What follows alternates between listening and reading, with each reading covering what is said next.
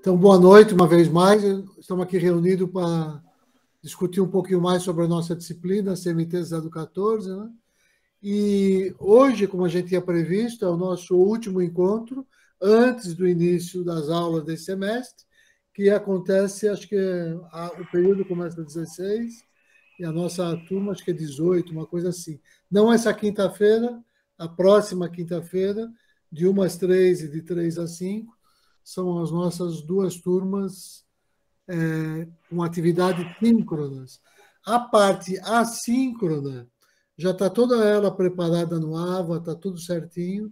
Então, a gente pode ir discutindo ao longo agora do semestre como a gente vai conduzir isso. Então, esse semestre, se a gente puder fazer a disciplina como se fosse aluno, aí a gente vai ter uma ideia de fato, de todo esse aparato teórico que vai nos colocar todos utilizando uma mesma linguagem fundamental para que, a partir daí, cada um de nós tenha o seu lugar de fala e fale a partir da sua experiência, da sua vivência, que é o que o professor Mário fez, falando a partir do yoga integral. Eu tenho certeza que o professor Graham, quando for tratar da parte mais conceitual, mais filosófica, vai, inclusive, trazer um pouco da experiência dele associada às meditações cristãs, né? Porque aí você fala com autoridade, com verdade, porque você fala da sua experiência com o coração, que é o que interessa para a gente. Do mesmo modo, a professora Marta, que inclusive terminou um curso agora de Ashtanga, se não me engano, Yoga, né? Ou de Hatha Yoga, e que também tem uma experiência toda ligada a passos. Ashta quer dizer 8, Anga, ramos, né? Então, Ashtanga é esse yoga que se organiza em 8 etapas, né? Que é o yoga de Patanjali. Então, com essa arrumação que vem lá dos yamas, niyamas, que ele lembrou muito bem, né? Asana, pranayama, pratyahara, dharana, dhyana e samadhi, né? Que são as 8 etapas. Isso é esse olhar de uma visão do yoga sobre a meditação. Nós vamos ver outras, com certeza, né? Mas e por isso que é importante acompanhar o AVA, os vídeos do AVA. Por exemplo, para ver, tem lá uma prática de Shavasana com a professora Ana Márcia, que ainda está gravada.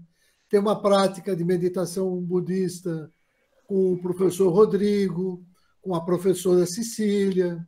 Eu não tenho certeza, não me lembro agora. Eu acho que eu mesmo, eu não sei se eu fiz em atividade síncrona ou assíncrona, mas tem prática comigo. Se não tiver no AVA, eventualmente eu posso também. Tem sim. Tem gravado e tem a nossa aula gravada. Tem? Tem. Então, pronto. Chegou a liberar. Porque tudo isso vai dar esse olhar da disciplina para que a gente possa ir interagindo. E vai também dar para o professor Mário depois, para ele ficar mais à vontade com a turma, porque cada semana que ele chegar na turma, o pessoal vai estar tendo uma experiência, vai estar um pouco mais experiente, e a turma evolui de uma maneira rápida, né? Então ele vai poder abreviar, vamos dizer assim, a parte inicial e se deter na parte prática, né? Ou de dar alguns comandos para meditação guiada. Às vezes a pessoa que é muito iniciante ainda não tem essa experiência, né? De prestar atenção na sua respiração, prestar atenção no pensamento, pensar numa coisa boa, ou focar a atenção. Então, às vezes a gente dá esses comandozinhos no início e depois, na maturidade, quando as pessoas vão tendo mais consciência da meditação, aí o próprio silêncio e o legal é que eles mesmos... Porque a gente busca aquilo que é comum a todos nós, né? Que é a nossa humanidade, ou o nosso espírito, ou a nossa essência está representada pelo coração. Então, quando a gente vai caminhando para esse lugar, a gente vai alcançando uma prática de meditação que ela naturalmente vai se adequando às diferentes pessoas, com pequenas variações, as pessoas mesmo, cada uma delas dentro de si, vão formatando aquilo que a gente está falando de uma maneira geral, dentro da sua própria visão de mundo, visão religiosa, visão cultural, né? Dentro de um espírito de espiritualidade mesmo e de ecumenismo. Então, e essa que é por isso que eu quero depois, na hora certa, trazer a palavra do Fernando Fratani, né? que tem uma experiência muito interessante nessa área, os trabalhos que ele conduz.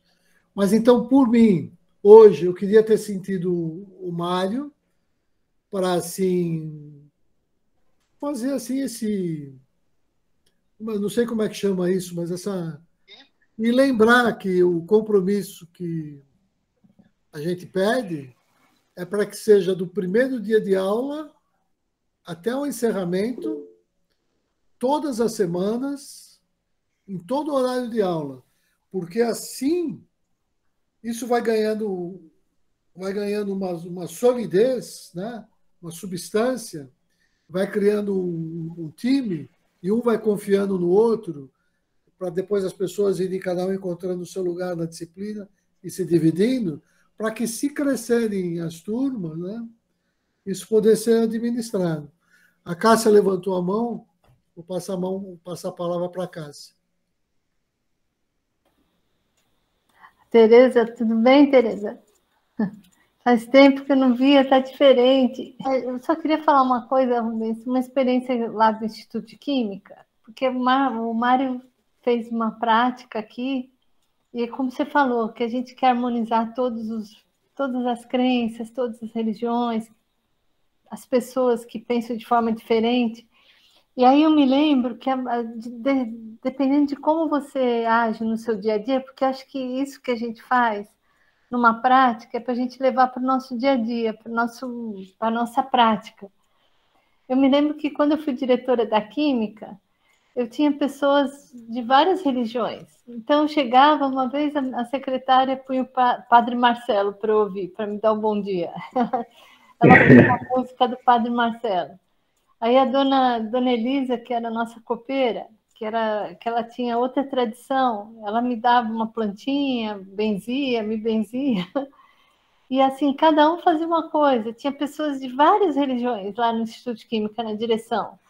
E todas, eu sabia que estava fazendo com tanto amor que eu recebia aquilo de todas elas e até me ajudava no dia, né? A gente sabia que estava harmonizado o ambiente. Acho que eu gostei muito, Mário, do que você fez. Me lembrei daquela atividade que nós fizemos no CCMN, nas aulas. Sim. O pessoal... O Mário começou a dar aula de yoga para as pessoas, né? Lá para os servidores do CCMN, para os professores, os servidores administrativos, e as pessoas voltavam diferente para o trabalho, depois da prática, que ele fazia de meio-dia a 1, né, Mário? Acho que de meio-dia a 1. Isso. E aí o pessoal voltava diferente, já mais harmonizado, tranquilo. Eu me lembrei da química, Rubens, só queria deixar esse depoimento aqui. Não, quem está se preparando, na verdade, para a primeira semana de aula. Então, o convite que fica, de fato, é para olhar o AVA e ver se está entendendo como funciona agora direitinho, para a gente trabalhando junto, inclusive. Então, todos já estão inscritos e eu já passei o link, se clicar lá, abre. Só que o jeito que vocês vão ver a plataforma não é como eu vejo. Foi eu que configurei, então eu vejo tudo. E vocês vão estar vendo nessa primeira etapa, depois a gente pode mudar a formatação. Vão estar vendo como os estudantes veem. Ou seja, vão ver que a matéria ainda não está disponível. porque ela vai ficar disponível semana a semana, na medida que as aulas começarem e o curso for evoluindo. Então, o meu pedido é para que nesse semestre só a gente fizesse aquilo que está lá, ou seja, lesse o material que tem para ser lido e assistisse os vídeos que ainda não se assistiu, porque isso vai colocar a gente no mesmo tom. E se alguém tiver necessidade, olha, eu estou precisando ir para frente, me lembra, ou a própria Tereza pode fazer isso, que a gente muda a formatação para a pessoa visualizar todo o conteúdo. O lema, se eu pudesse dizer, dessa disciplina, e a Cássia lembrou um pouco isso no início, é primeiro ser, depois fazer e só então dizer. Em meditação, você não pode falar daquilo que você não está se esforçando, pelo menos, para viver.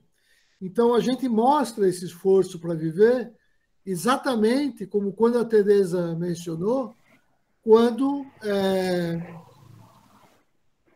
esse meu esforço é a minha interação com o aluno, a minha vontade que eu mostro que eu estou ali por inteiro.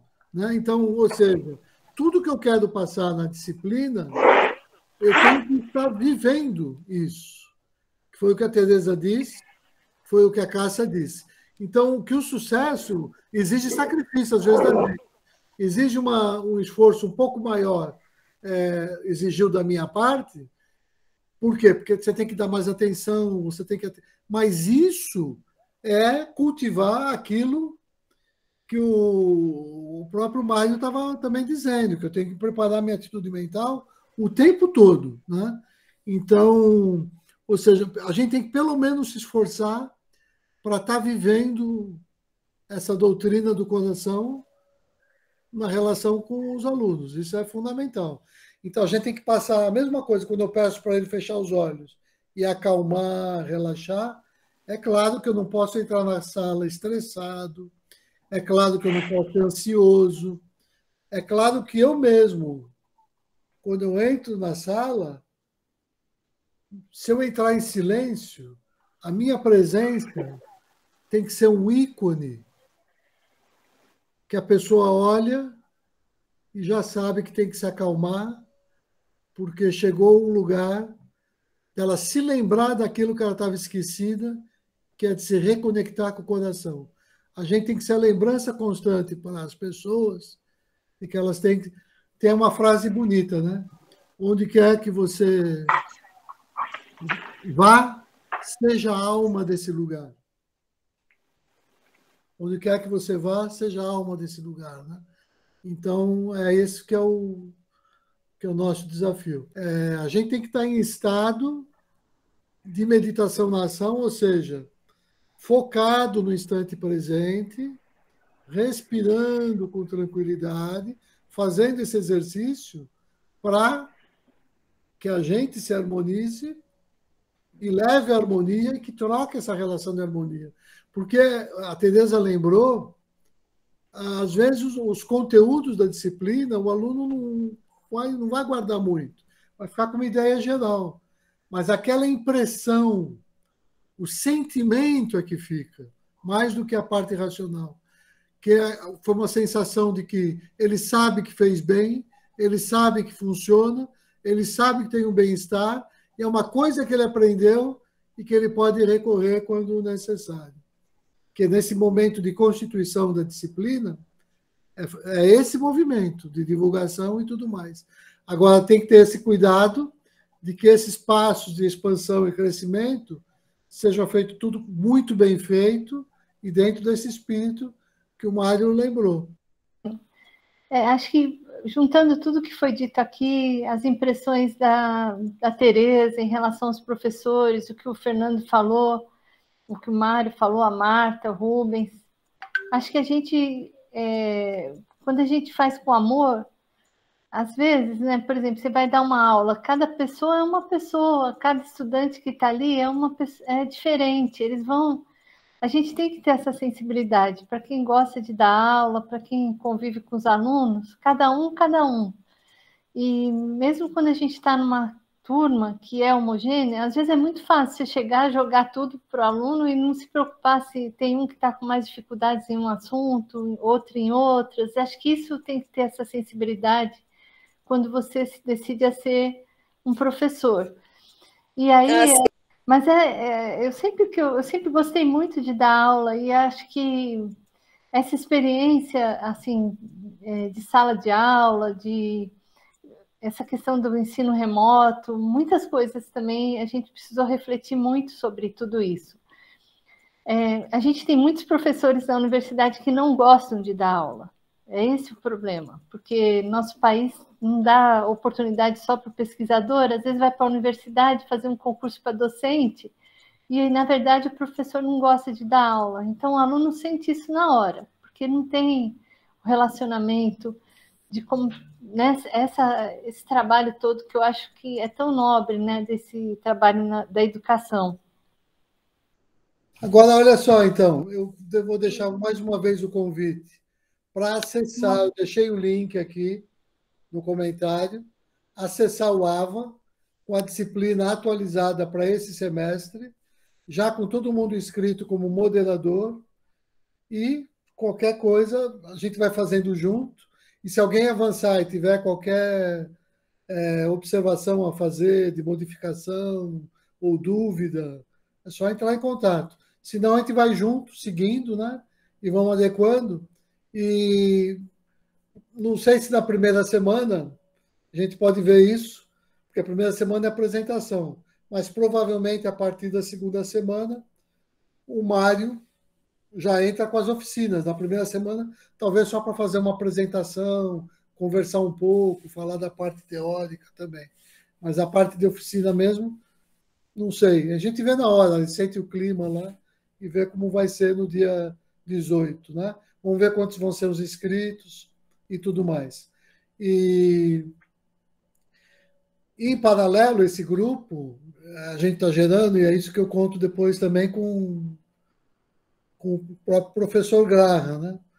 Que, como é uma área muito interdisciplinar, a gente tem visto que nem aquele vídeo do Antônio Nobre, ou a questão da inteligência artificial e espiritualidade. Esse é um tema hiper atual, né?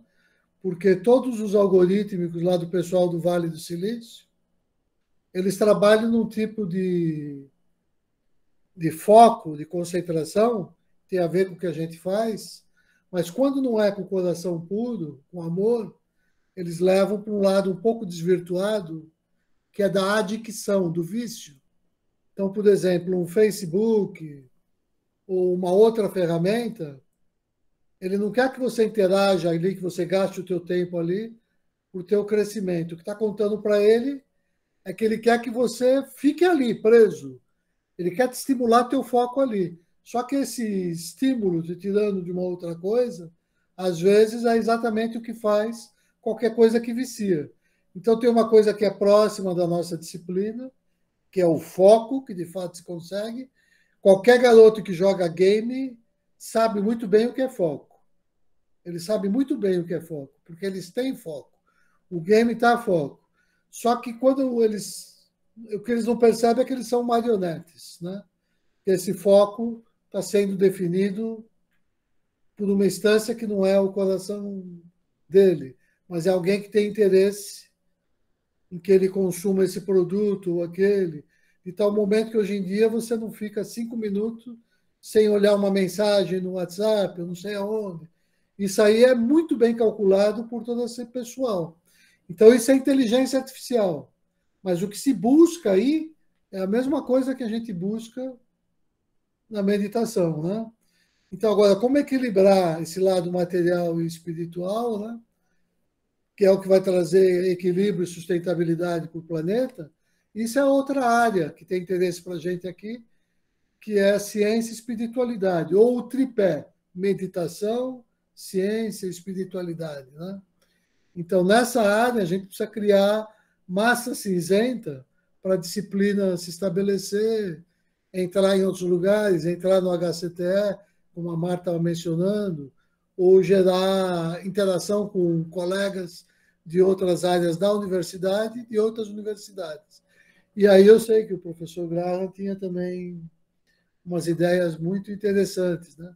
Principalmente ligado à filosofia cristã, Kierkegaard e tudo mais.